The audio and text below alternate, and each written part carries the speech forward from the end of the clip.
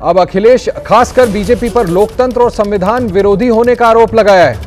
अखिलेश यादव ने, उनका बयान हमने आपको दिखाया और उन्होंने कहा था कि सरकार एसआईआर के जरिए चोरी छिपे एनआरसी लागू करने का काम कर रही है। बड़ा आरोप लगाया अखिलेश यादव ने।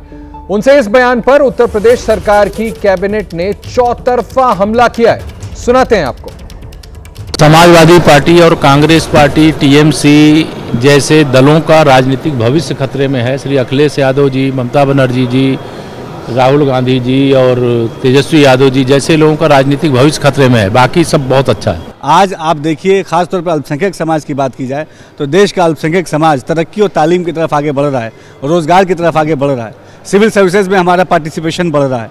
हमारे जो सरकार की अलग अलग योजनाएं हैं, चाहे आवास योजना हो, आयुष्मान योजना हो, हर योजना में 30 से 35 से 40% तक की हिस्सेदारी माइनॉरिटीज़ को मिल रही है। तो अपने आप में बताने के लिए काफ़ी है कि देश एकजुट होकर विकास की तरफ तेज़ी से आगे बढ़ रहा है। और ऐसी जो बातें हैं, ऐसे बयान हैं, इससे देश के आम जनमानस को, खासतौर पे माइनॉरिटीज़ को कोई फर्क पड़ने वाला नहीं। समाजवादी पार्टी को एसआईआर से अलग रहना चाहिए, उनको इसमें सम्मिलित नहीं होना चाहिए, अपने लोगों को मोटिवेट नहीं करना चाहिए कि भाई आप एसआईआर में सम्मिलित हों या सहभागिता करें या वोट बनाने का काम करें, यानी सारी संवैधानिक व्यवस्थाओं पर टिप्पणी भी करेंगे, खराब बातें भी बताएंगे, उसमें सम्मिलित भी होंगे तो थोड़ा जो चरित्र है थोड़ा ठीक नहीं है।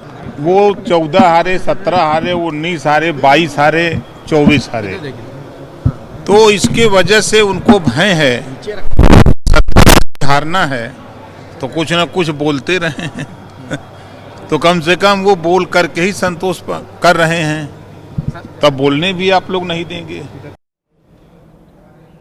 विवेक मेरे साथ लखनऊ से लगातार जुड़े हुए हैं। विवेक, मंत्रियों का पूरा टीम ही जैसे उन्होंने पलटवार किया है अखिलेश यादव पर। अब समाजवादी पार्टी की प्रतिक्रिया का इंतजार तो रहेगा, लेकिन जैसा अंकित बता रहे थे कि ये 2,89,00,000 तो वो है ना जिन्होंने फॉर्म ही नहीं भरा, फिर क्यों आपत्ति दर्ज करा रहे, क्यों सवाल रेज किया जा रहा है इस पर समाजवादी पार्टी की तरफ से? जब बिल्कुल देखिए 2,89,00,000 का जो आंकड़ा है वो इसमें फ़िलहाल जो अभी सोर्सेज के हिसाब से कि 2,89,00,000 जो वोटर वो फ़िलहाल कट रहे हैं। हालांकि इसमें आपको बता दूं कि अलग अलग आंकड़े हैं। इसमें मृतकों का भी आंकड़ा है, इसमें जो डबल वोटर्स हैं उनका भी आंकड़ा है, जो वोटर शिफ्ट हुए हैं उनका भी आंकड़ा है, और उसमें कुछ ने जो जितने ने फॉर्म नहीं भरा उनका भी आंकड़ा है। तो अलग अलग आंकड़ा, ये नहीं कहा जा सकता कि 2,89,00,000 के फॉर्म ही नहीं भरेगा उसमें, क्योंकि मृतक भी हैं, बाकी लोग भी हैं। लेकिन चूंकि अखिलेश यादव ने जब एनआरसी से उसका कंपेरिजन किया है। जी आप बोलें। तो बिल्कुल जब एसआईआर की एनआरसी से कंपैरिजन, एसआईआर का एनआरसी से जो कंपैरिजन करना, वो कहीं ना कहीं जो सत्ता पक्ष है वो उस पर हमलावर हो रहा है कि एसआईआर को एनआरसी से कंपैरिजन कैसे किया जा सकता है। साथ ही साथ समाजवादी पार्टी के प्रवक्ता ने तो यहाँ तक कह दिया कि अगर ये एनआरसी नहीं है तो डिटेंशन सेंटर क्यों बनाए जा रहे हैं। जो हमने देखा कि पिछले दिनों जब सीएम ने जो बांग्लादेशी रोहिंग्याओं को लेकर के धरपकड़ की बात कही थी, और तब उन्होंने जो अलग अलग मंडल हैं उसमें डिटेंशन सेंटर बनाने की बात कही थी, पर उसको डिटेंशन सेंटर को एनआरसी से जोड़ते हुए और इसको कहीं ना कहीं एक अलग राजनीतिक हवा देने की कोशिश समाजवादी पार्टी फिलहाल करती हुई दिखाई दे रही है। अब देखना होगा कि जब 3 बजे जब आंकड़े आते हैं तब क्या नई प्रतिक्रिया निकल के सामने आती। पर फिलहाल समाजवादी पार्टी पहले तो एसआईआर को लेकर के बिहार के आंकड़ों के बाद वोट कटने को लेकर के अंदेशा था, फिर अपने लोगों के साथ पीडीए प्रहरी बना करके अपने नाम जुड़वाएगा, और अब उसके बाद जब रिजल्ट आ रहा है तो बिहार चुनाव के नतीजों के बाद विपक्ष की पार्टियां जो हैं वो इसको लेकर के लगातार और भी ज्यादा मुखर हो गई। संसद में भी हमने देखा था। अंकित के पास चलना चाहूंगा। अंकित, जिस तरह से आरोप लगा रहे हैं समाजवादी पार्टी के मुखिया कि ये एनआरसी है, बैकडोर, एक तरह से वो सीधा आरोप लगा रहे हैं कि एसआईआर नहीं है, एनआरसी है।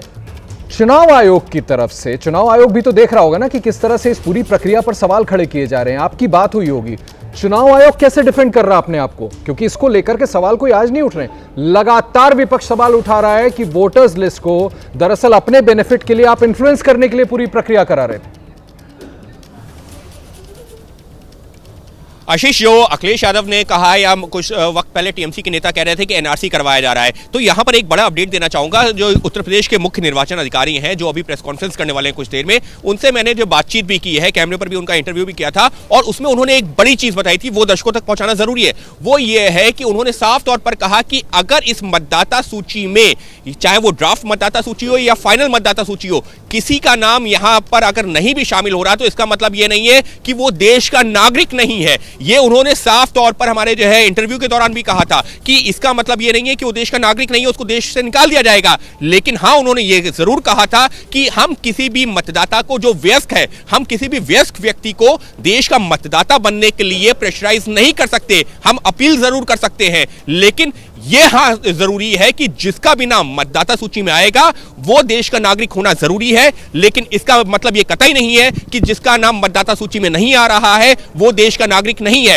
हो सकता है वो किसी भी वजह से उसने जो है वोट ना बनवाया हो, नहीं बनवाया है तो उसको जो है कोशिश की जाएगी कि उसका वो अपना वोट बनवाए, मतदाता सूची में नाम आए। तो ऐसे में ये जो एनआरसी वाली लगातार बातचीत हो रही है, तो उसको लेकर के चुनाव आयोग, उत्तर प्रदेश के मुख्य चुनाव अधिकारी का ये कहना है। जी नहीं, बहुत शुक्रिया अंकित। इसीलिए मैंने आपसे सवाल पूछा था। बेहतर है कि आपने इस बात को बिल्कुल स्पष्ट तौर पर लोगों को बता दिया है कि किस तरह से चुनाव आयोग ने इस पर सफाई दी और ये कहा कि अगर कुछ लोग व्यस्त भी हैं और उनका नाम शामिल नहीं भी है तो भी ऐसा नहीं है कि वो देश के नागरिक नहीं है।